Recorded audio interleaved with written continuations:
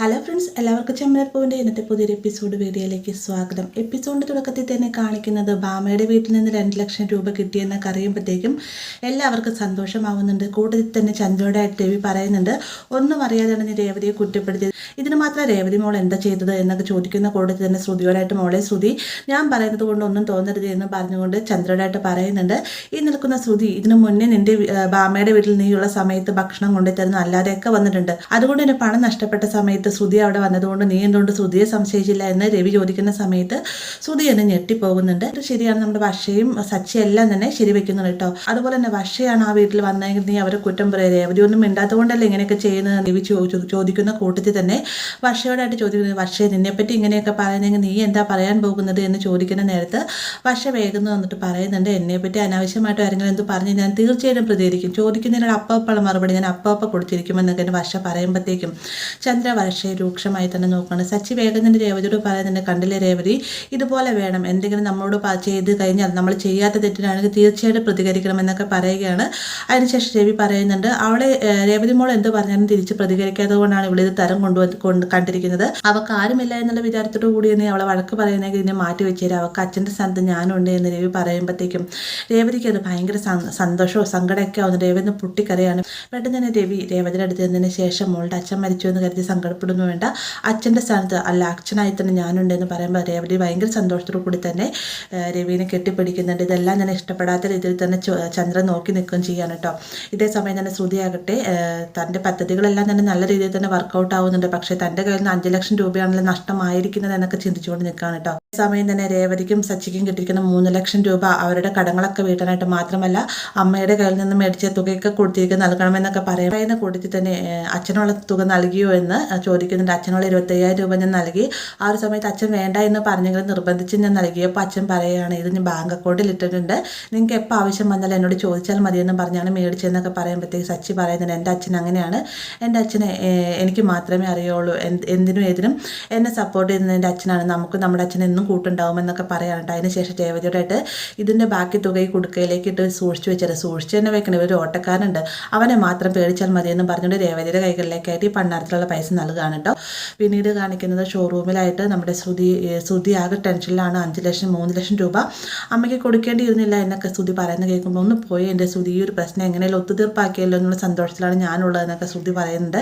അങ്ങനെ ഒരു ഷോറൂമിൽ ഇരിക്കുന്ന സമയത്താണ് ഷോറൂമിൻ്റെ അവിടെ തന്നെ സ്റ്റാഫ് കുറച്ച് മുട്ടയുമായിട്ട് അങ്ങോട്ടേക്ക് വരുന്നത് കേട്ടോ.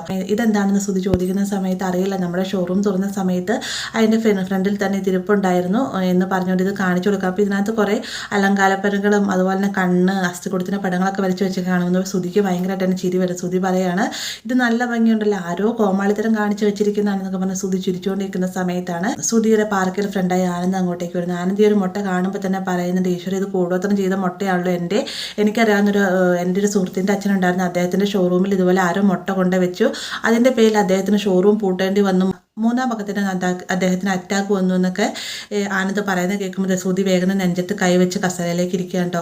ഇത് കാണുമ്പോഴത്തെ ശ്രുതി പേടിച്ചെന്ന്, ശ്രുതി നിനക്ക് എന്താ പറ്റിയെന്ന് ചോദിക്കുന്ന സമയത്ത് ശ്രുതി നീ കേട്ടില്ല, ആനന്ദ് പറഞ്ഞ് കേട്ടില്ലേ, 3-ാം പക്കത്തിന് അന്ന് അറ്റാക്ക് വരുമെന്നാണ് പറഞ്ഞിരിക്കുന്നത്, ഇതിനെന്തായാലും ഒരു പരിഹാരം ഉണ്ടാവില്ല ആനന്ദേ എന്ന് ചോദിക്കുന്ന സമയത്ത് തീർച്ചയായിട്ടും നമ്മളെന്തൊരു ദിവസം ജോൾസിനെ കാണാൻ പോയില്ല, അദ്ദേഹത്തെ ഞാനൊന്ന് വിളിച്ചു നോക്കട്ടെ, അദ്ദേഹം ഇവിടെ ഇല്ല എന്നാണ് പറഞ്ഞത്, പ്രശ്ന പരിഹാരം അദ്ദേഹത്തിന് ഫോണിലൂടെ പറഞ്ഞു നൽകാനാവുമെന്നൊക്കെ പറഞ്ഞുകൊണ്ട് ആനന്ദ് ഈ ജോൾസിനെ വിളിക്കുന്ന സമയത്ത് ഇങ്ങനെ കാര്യങ്ങളൊക്കെ വ്യക്തമായി പറയുന്നുണ്ട്. അതിനുശേഷം ശ്രുതിയുടെ കയ്യിലേക്ക് ഫോൺ കൊടുക്കാൻ പറയും. ശ്രുതി സംസാരിക്കുന്ന കൂട്ടത്തിൽ എനിക്ക് ഏറ്റവും പ്രിയപ്പെട്ടത് എൻ്റെ അമ്മയാണെന്ന് പറയുന്നുണ്ട്. അങ്ങനെ കോള് കട്ട്